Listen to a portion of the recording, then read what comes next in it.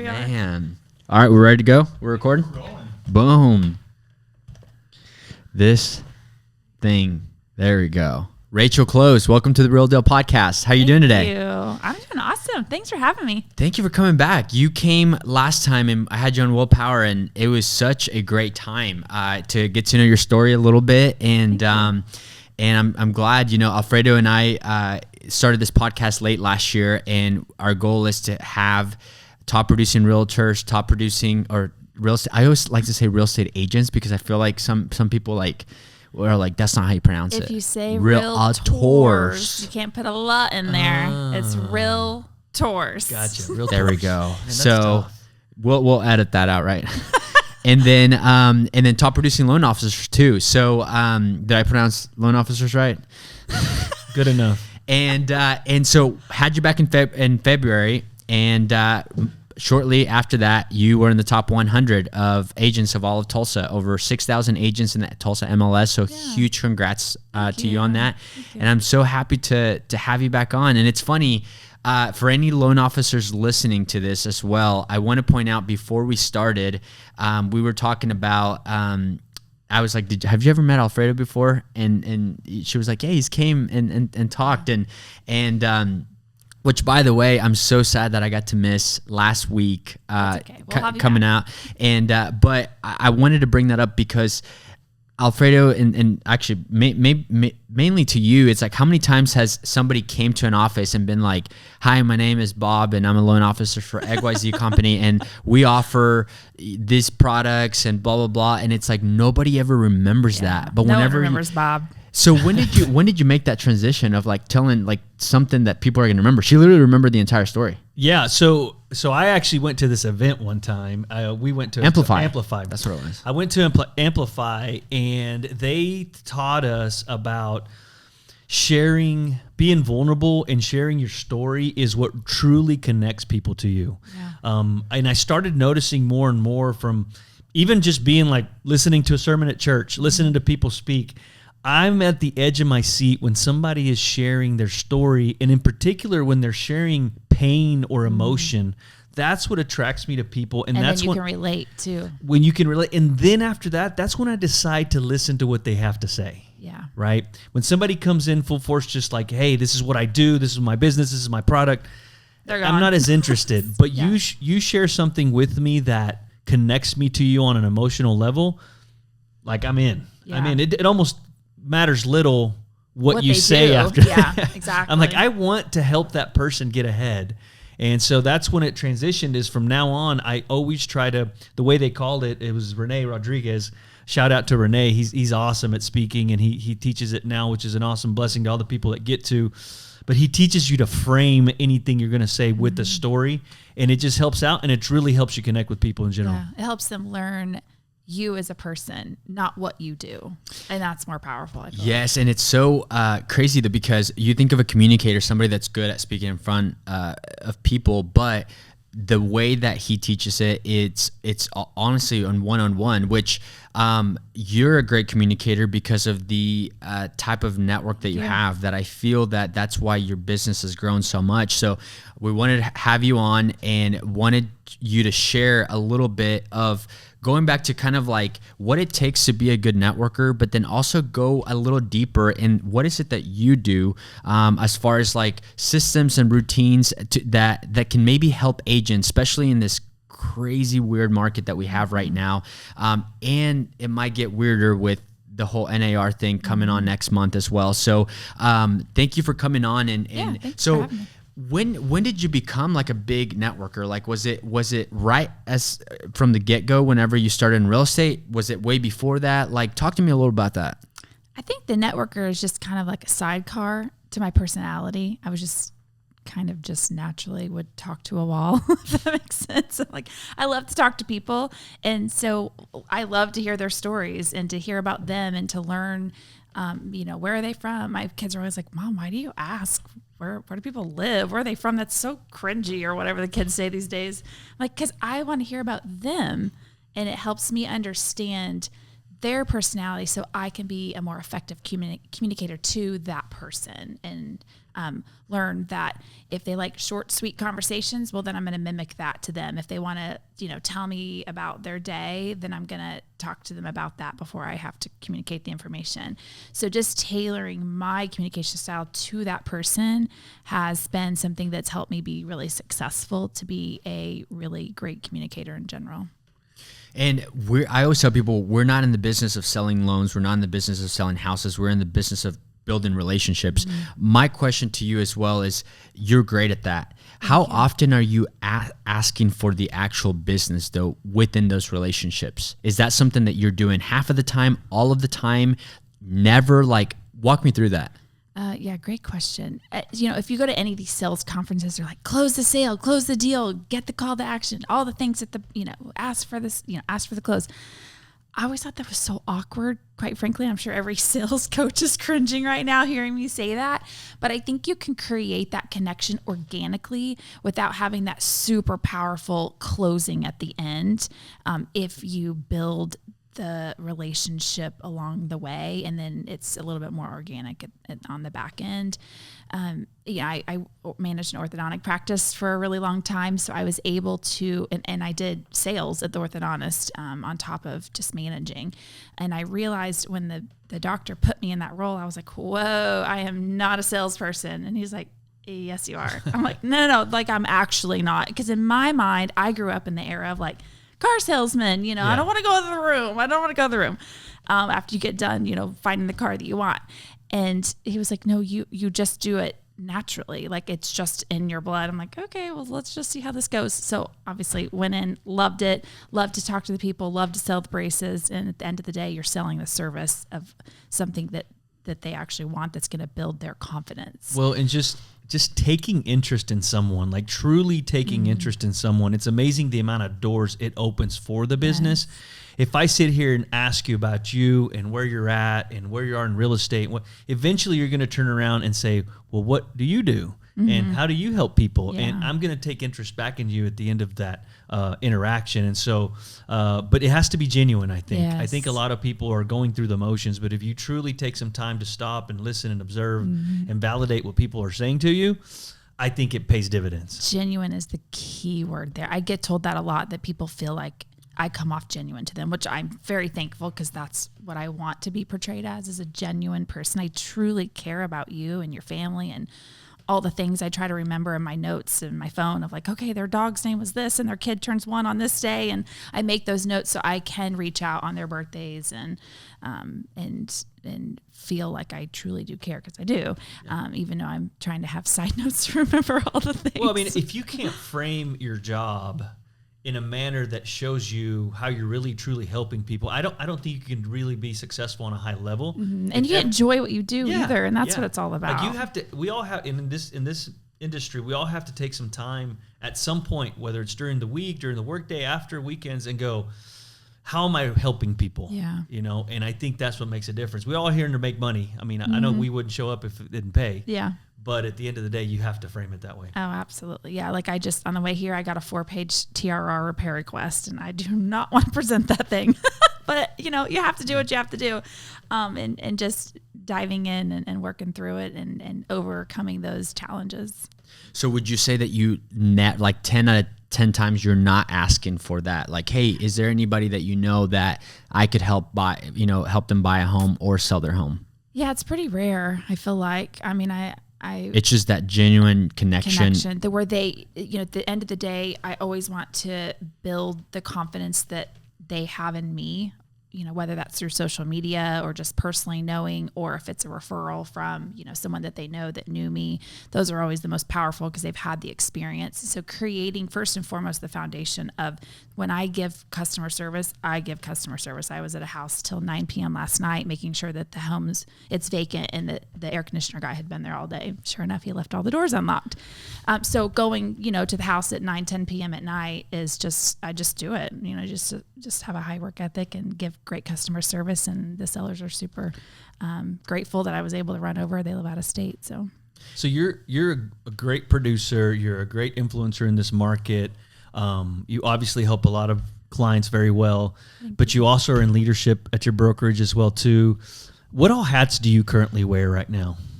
Well, first and foremost, I'm a Christian. Love Jesus. Love to implement that into my family. Was born and raised First Baptist Church downtown. And then secondary, I'm a wife. So I've been married 16 years to an amazing husband who's more hands-on than I am. I have 5 children, 3 biological and 2 I've adopted through my husband's brother who passed from drugs and the whole thing. So that's another story in itself. But those connections that I've made along those ways, whether it's with church or college, went to OSU, or bartending in college, to just, being married and having children and living at the soccer fields. They like competitive soccer and football and all the things that alone has helped me have so many relationships that when they find out what you do, they already can relate and they feel comfortable with you and they trust you, because people are going to do business, but they know, like, and trust, right? And that's just the 101 with sales. And so having those genuine relationships of that foundation I've created through all of my life avenues, that's been helpful in my business too. So out of 10 people that you're meeting with, new people, you might not ask for business, but do all of them know like what you do? Is that something that it's at least there? I would say yes. And I don't just like dance around, I'm a real estate agent, all the things with my cards. I do have my cards probably every nook and cranny that you can think of. Yeah. But just, I think through social media presence, they probably, know that I sell, and I try to be very active in subconsciously making sure that they know through, we own an Airbnb, and my husband flips homes, and with McGraw, and, all the connections that I'd say the average person probably knows. If they know of me, they know I sell real estate. And then going back to Alfreda's questions too. So you're a real estate agent. Is there any other roles that you have within your brokerage though? Yes. So I do. I'm a broker. I got my broker's license last year, I think.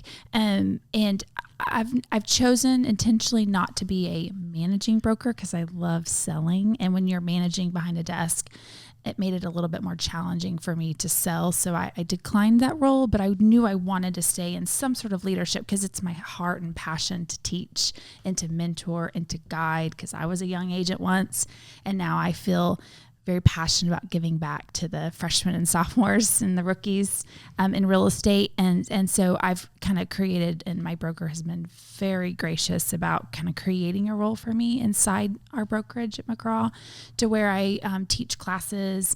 We call it AHA. It's Agents Helping Agents. And I think that was the one I invited you. I'd love to have you guys back to one of those. I've been on a teaching panel when we have all company meetings, just helping, with the lawsuit and all of those things. Those are all moving parts. And I love to get creative and help other agents understand processes and maybe implement new strategies that we can use as the market always changes. So, I enjoy my leadership role there. For any agents listening, what is the benefit of taking your broker exam and all that stuff? Because I feel like there's a lot of people that become brokers, but they never really want to become a managing broker, like be, the broker of this branch or office or whatever. So can you speak a little bit on that? Yeah, I think it's different for everybody. I'd say not your average agent becomes a broker because they don't want to manage a brokerage. My broker is amazing, but she works 24/7, which as do we. But the agents are calling you all day, every day. And I just knew that with my children and my lifestyle, I wouldn't be able to serve them like they probably needed to be served. So I made that decision early on that I wanted to get my broker license, honestly, just to put it in my back pocket and have it, because that's kind of my personality. I'm like, give me every education thing I can possibly take and, move up the ladder as fast as I can, just to, for personal reasons, really. But once you get your broker's license, other than just having additional education and using it as a marketing tool, which is really what I was doing, I had no sights to become that managing What broker. Is the motivation for an agent that has their broker's license to start their own brokerage or not start their own brokerage, right? Because you would assume outside looking in, when somebody gets their broker's license, well, they're going to go start closed real estate company, right? Exactly. And I got asked that question. You got a great name for it. Contract to close. Thanks to my husband. Yeah. I got asked that a lot when I got my broker's license and advertised that I had it, again, more so just for, PR and things like that.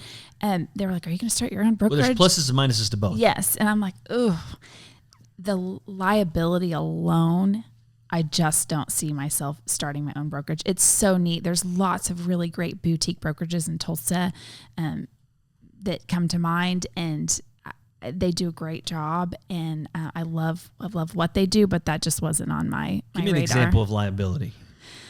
Oh man. Like what could happen? So, when the agents have a split with a brokerage, you're covering all of your omissions and errors insurance. And, if you have a crazy deal and someone sued someone, I mean, they can go after anybody in the deal. It's not just buyers and sellers. The agents can be on the line. The brokerage can be on the line.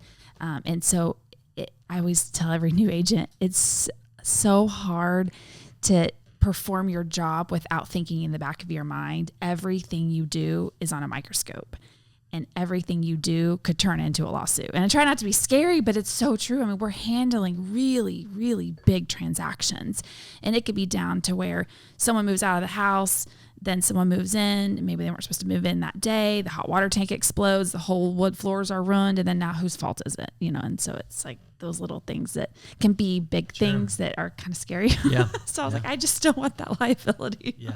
Plus all the administrative compliance, red tape, yes, document logging, all that kind of stuff. Yes, the compliance side is huge, and I am not a paperwork person. I'm like let me go talk to you person. I am not a sit behind a desk paperwork person.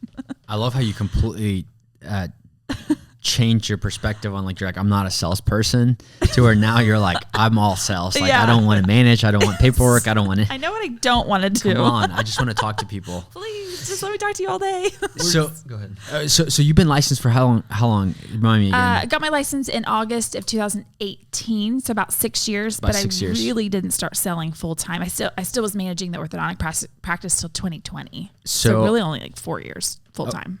And then it took you about 3 years to be able to do. I remember you telling me you helped about 50 families or so. So we'll call it 4 to 6 years. So actually, that's I started in 2018 as well, and I remember that conversation now. But being a new agent back then and being a new agent now, and then with the changes that are coming as well, what do you say to new agents that started this year or late last year? I actually love new agents starting now because they don't know what they don't know, right? It's not as scary when you're just coming into it, and now the buyer broker agreement is going to be all they ever know. It's just going to be matter of fact to them, and that's just what we do, But the agents that have been in it a couple of years are like, oh my gosh, I have to get a buyer's agent, or I have to get a buyer to sign with me, and then they have to pay me if the seller doesn't pay me. And it sounds a little intimidating, I would assume, because we haven't had to do that. And so I think brand new agents actually will be, probably okay. I think it's that sophomore, junior agent to where they're going to be a little bit more intimidated by that new process. Well, and we're losing more and more loan officers in the market because it's getting tougher. We're losing more and more agents. I'm sure you have some figures that you guys get in your brokerage meetings of how much less agents there are in the market now. I think in 2020, 2021, it was okay to be a part-time agent and still make it and still be out there because there was just so much business out there for everybody. Nobody could even handle. A lot of people couldn't anyway. Absolutely, yeah. Do you think being a part-time agent is a feasible task right now? I really don't. And I've never been a fan of part-time agents. No knock on part-time agents, because there's, single moms that are part-time, or single parents, I should say. But the nature of the beast of selling real estate, it would be extremely challenging in any circumstance with realtors to be part-time, just because. And what does part-time mean? Does it mean you work another part-time job, and then you can't be readily available to go show and, do the things you need to do? Or is it they just don't work that much? And I call it the marketing hamster wheel. If you don't stay on the hamster wheel and it starts to slow down, your business is going to naturally slow down. You have to continue. So it's almost like you're doing yourself a disservice. You are. Right? You're not ever going to really take off till you actually jump off. Yeah. And I learned that firsthand. So I feel very confident to say it was not working for me. And I'm a marketer at heart, marketing degree. That's my jam. I love that kind of stuff. And when I was at the orthodontist office working real estate part-time, I was like, oh my gosh, the pressure cooker is rising. What do I do? I'm going to have to give up something. And the moment, it was so scary to quit that comfort paycheck and just do it full time, that's when my business started flourishing. Now, I don't know if it's because it was 2020, a little bit of both contributed to it, but it definitely is one of those things that you just cannot focus on full time if you do not. And I'm sure your faith played a role in that too as well. Oh yeah, absolutely. I sold my car, drove my grandma's minivan, and I remember you telling me that in the last. What are like top 3 signs that if you're a part-time agent or even a part-time loan officers, because there's some of those out there as well, that should indicate that you need to leave I know you said there's different types of part-time people, but most of them are people that are still have some type of actual job that's giving them an hourly or salary pay because they don't want to let go of that. So give me 3 signs for part-time agents, part-time loan officers that they should be ready to just go ahead and go full-time. Well, I think you'll just feel that when you're getting a few more phone calls, you're getting a few more leads, you're showing a few more houses, you're starting to feel that there's more business coming. That's just one, first and foremost. Secondary is probably financial. I mean, if you feel financially comfortable and you have 6 to 12 months of income saved, jump, make the leap. I mean, you're there, right? It's Dave Ramsey effect. If you're a Dave Ramsey follower, which I am about 10%. And then, he doesn't like mortgages. I know, right? Don't listen, Dave Ramsey. And then I would think of a third one. I think just faith. You just have to trust in yourself when you have it. And real estate is so psychological. And I'm sure loan officing is too, because it's mostly commission only. And when you don't have that faith and you can't know that your parachute's going to catch you, I mean, you've got to be in the right mindset to know you're going to ebb and flow. That's every business always, but having a good support system, a good marketing plan in place, good financial backing, and then just jump. Yeah, it's amazing what you're willing to do when everything's on the line, right? When everything's on the line, you'll take different actions than if you have a scapegoat or whatever. Exactly. So what advice for that person jumping, okay? She comes to you and she said, hey, I just need your top 2 things. What do I need to do right now to really make it happen? Because I heard your podcast. Yeah. I'm super motivated and I'm going to take the leap. What do I do? Well, I teach this in all my marketing classes. I literally sit down with them with a circle and you draw a pie chart and you cut it in 4 pieces. Now, they're not even pieces, but the 75% of it is you are going to attack your center of influence, your COI, right? Your sphere, whatever the thing is. And you are going to call every single one of them, text them, call them, Facebook them, whatever it takes to tell them you are in real estate. The other 3 pie charts are just filling in with what's organic and natural with your personality, whether that's you rock at open houses or you're hanging out on the sidelines of your kids' sporting events, talking about how's the market, real estate, getting that organic conversation going. Maybe it's social media presence. Maybe it's passing flyers out. I mean, whatever it just naturally happens within your already sphere of life. I tell them to concentrate on those 4 pieces. I love that. Do you give them exact activities that they should be doing? Like, is that something that you do? As far as like systems, like, hey, you should be making this certain amount of calls, this certain amount of appointments, etc. No, I feel like people that have had that instruction, whether it's a coach or they've worked for a really hardcore brokerage and it was like, I had to make 10 cold calls today. I'm like, that is not my style, because if you already feel uncomfortable, now I'm all about being comfortable with uncomfortability, right? But if you're already anxious or uncomfortable about it, you're not going to be successful in that type of activity if it's not organic to you, if that makes sense. Like those 4 things to start out. Now you can get more uncomfortable as you get more comfortable with the 4 things and then sphere out. But those 4 things really need to be whatever you set yourself is. And if you've never cold called in your life and you don't want to cold call, that's not going to be starting in on your 4 pie chart. You're going to get discouraged fast. Exactly. So you said 75% is attack your center of influence. Okay. So let's dive in a little deeper there. You've called this, what a person in your center of influence might be a friend that you haven't talked to in 6-7 months, maybe a co-parent, like another parent of a kid in your class, something like that. You get them on the phone. What are you saying? Again, I don't really talk about real estate. Right. Right. You're learning about them. What's life been up to? And it's, it can are you trying to set the appointment? Or are you just, hey, haven't talked to you in a long time? The first touch is just haven't talked to you in a long time. Because my style is not salesy. I do not want to be like, hey, do you want to meet tomorrow for coffee? They're like, why are you calling me? This is weird. So just make it soft. I call it a soft touch, soft grand opening. Let's just start little, make that touch. And then the next time you reach out to them, it'll feel less awkward, right? And so then you just kind of build up to, okay, hey, you want to meet for coffee? You want to do this? Whatever. I like that. Not as aggressive, which, some people are more aggressive, and that's okay. Everybody has their own style. Yeah, and so I know that you're an unconventional, success story just because of, we're just talking here, and you're like, well, I don't really like to make cold calls. I don't really like to ask for the leads. And then you're also a full-time mom, full-time wife. You have 5 kids.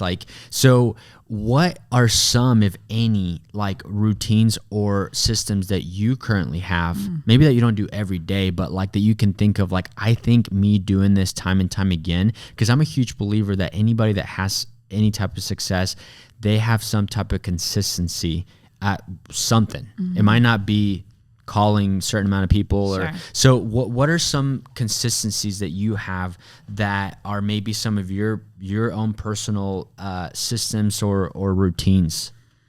Oh, I feel so embarrassed. I wish I was like this glorious routine oriented. I am so random, but I also feel so grateful that I do have the business that I have without having these crazy systems in place, just because every day when I wake up, it's every day is so different. There's no way I can stay consistent. But are you consistently random? Meaning yes. If you're let me explain. Let me explain. Right now on the way home, on the way back to the office, you might be like, I'm going to call Susan. Hey, how are you? Yep, Susan, I'm calling you. But that's happening. But you're calling a different Susan every single time you're on the way to a soccer game or It's because I'll drive by and be like, oh, I sold Susan. In fact, Susie and just you bought don't a hesitate. house behind here. And so when I leave here, I'll be like, oh, Susie, how you doing? You work at the zoo. How's the animals over there? And I think that's the difference, Will. I think the difference is that No, I'm just seeing this unicorn. Have you ever seen those I can't sweat, 1 in a million, so here we are. Yeah, last time we went into that. If you guys want to hear that story, go back to listen to that. But have you ever seen that filter that it slowly turns your face into a unicorn? No. Oh my gosh, that's what I'm seeing right now, because I feel like that's what every especially new agent wants to hear. Well, but it is. I don't want it to make it sound easy. It is for sure, but it goes back to the massive imperfect action. I think the biggest mistake a new salesperson makes is they wait for so many stars to line up before they start doing it. It's kind of like, I want to start working out. Well, I need new shoes. I can't start working out to have new shoes, right? Oh, I need to sign up for that gym. When I sign up for that gym, or I have those dumbbells, and they never make anything, whereas you're like, I'm just going to call. Yeah, just do it. Yeah, just jump in there and do it, and you do it consistently over time. Now, do I believe that your business could benefit from having more structure? Absolutely. All of ours can, right? But in the meantime, you're going to knock it out of the park. So could my abs, but here we are. Yeah, I think I still go back to the networking thing for you, though. So I told her she could come a little earlier, and I got the list of handyman and electrician, all these people, and I'm like, this is a perfect person to ask. So I start going and I just name them off, and she's just like, boom, boom, boom, boom, and she's telling me stuff about these people, that she knows them personally. Awesome. And I'm like, this is the perfect person that I could have asked, and the best person to build that bridge of trust. Yeah. Because these are going to be the easiest people for me to call. Yeah. But isn't that every real estate agent where you're like, who's your electrician? Who's your architect? Who's your only the people gynecologist? the people that they have to have but there's some agents out there that don't even have a relationship with a roofer or their own inspector. Yeah. They'll just pick random inspectors here and there, and they don't realize that that there's power in that relationship with your team overall. I feel super grateful. My vendors are amazing, and I try to take care of them, be kind to them, bring them drinks. I mean, whatever it is I can do, because they're working hard and they're working long hours, and they put you at the top of their list when you need something, because as we know, real estate is very time sensitive. And so when I need a roofer, I need them yesterday, and so it's so important to build those relationships and build them kindly and genuine. So when you need them, they are there for you. And then your clients are like, oh, wow, I called him and he's here in an hour. Like, yeah. And ultimately they turn into billboards for you, right? Yes. Like ultimately they turn into fans. I think that's her biggest key to success. Yeah. I had a painter who, he's been painting, for a while. I refer him all the time. And there's even a language barrier. I had a seller who spoke Chinese, and the painter spoke Spanish. And so they were very low on their communication. And somehow he referred me and $700,000 listing out of it, and called the seller the same day and got the listing. And I'm like, oh my gosh, like, just thank you. It's so amazing. So how do you overcome the challenges that this market might bring? Because you did talk a little bit about the fears of why somebody might not go full time. And I think that in this business, even if you're making a good living, like if you look back at the end of the year and you're like, man, I made a good amount of money, you're not making that consistently, like every single month, right? So like, whenever those challenges do come, whether it's finances, whether it's just you getting in your own head, like yesterday I talked to one of our top agents that we work with, and she's like, I have nothing on my board. I'm freaking out. Yeah. And she's not really concerned about I'm not going to be able to pay my bills on time, but she's just in her own head of like, it's a mind game. So how do you overcome those challenges that come your way? Because you literally make it seem like you don't have any challenges. Oh my goodness. No, challenges every day. I am just so big on positivity. You just have to stay positive. Like, I had an agent just shoot me a text yesterday, which I hate texting because of that. You don't know her demeanor. And I'm like, whoa, we don't need to talk like that. Like, I just put a little smiley emoji back because all caps. We're not going to talk to each other like that. It just shut it down. You just have to stay positive because everything ebbs and flows. And I hate that for that agent because it's so true. It just really can get you down. And I just try to be that, positive light. And did you guys see Inside Out too? Your kids too little. I haven't seen the two. Oh my gosh. Joy. I'm Joy all day, and the people are like, just calm down. Yeah, I feel like there's so many agents that feel it's their job to point out all the problems and the issues and what's wrong, and almost like they're lifting themselves up by pointing out where title messed up or where the lender messed up or where their fees are too high or where that kind of thing. And I think that just brings more stress to the situation. Yes. And it makes it difficult for everybody, and they're just trying to make them. It's just there are agents like that out there, and I always love the solution oriented. How do we take the most stress off the buyer kind of agent? Because the buyer is the true protagonist. At the end of the day, the transaction, it's what is best for the client. What are we going to do to get them to the closing table? And whether I'm on the listing side or the buy side, my conversation with every agent in the very beginning when we get that first executed contract is an email to the listing agent or the buy agent, whichever other side, the lender, and the title company. And my top of my email is, hi team. We are a team. Love it. I don't care if you work for another brokerage, doesn't matter. We are not in competition. Our goal at the end of the day is to serve our clients and serve them well and serve them together. And so I think just setting that expectation early on is so powerful. That's awesome. Go ahead. I was just going to say, I really appreciate you coming on. And I think that there was a lot of little nuggets, even for myself as well, too, to be able to see, the way that you carry yourself, it's incredible to see the production that you do to back everything up. And I'm just super thankful for our friendship, because I consider you a friend. And I'm super thankful that you were able to come back on. And anybody that's also interested in getting to know Rachel a little bit more, I really highly encourage them to go back and listen to that podcast, because we really got to know. This was a lot more business, and then last time it was a lot more like getting to know you, and it was awesome. So thank you for coming on. Thank you so much. I really appreciate it. It's so fun. Alfred, you got anything else? No, this is Rachel Close, and she's the real deal. Contract to close. Close and the real deal. I mean, you can't I mean, Watch out for that brokerage. I know. All right, guys. Awesome. Thank you. See ya. Boom. That was good. That was fun. Thanks, guys. Yeah, for sure. thanks. That was great information in there. I got to show you that unicorn thing. I was mind blown. I'm like, Wow. every new agent and the line officer is like, yeah,